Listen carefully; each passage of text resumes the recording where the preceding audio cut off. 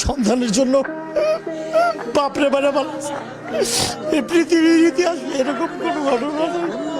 আমি বিএনপি করি, এটা আমার দোষ। এটা যদি আমার দোষ হয় তাহলে ইনশাল্লাহ এই বাংলাদেশে আওয়ামী লীগ করাও একদিন দোষ হবে ইনশাল্লাহ।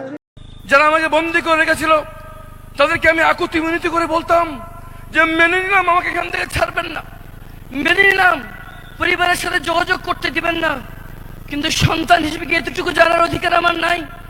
যেই পিতাকে আমি ফাঁসির সামনে রেখে এসেছি, ওনার কি হলো? ওনার জানাজা নামাজটা কে পড়ালো? ওনার দাফনটা কোথায় হলো? আর ফাঁসির আগে পরিবারের সাথে শেষ সাক্ষাতে আমার শ্রদ্ধেয় পিতা আমার জন্য কি ওসিয়ত করে গেলেন, সন্তান হিসেবে এতটুকু জানার অধিকার আমার নাই?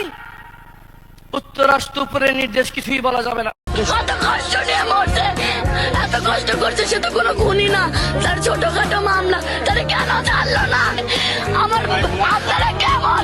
তার সে তো খুনি না, সে তো খুনি না, তারপরে এইভাবে ছেলে কেন আটকে রাখছে তারে?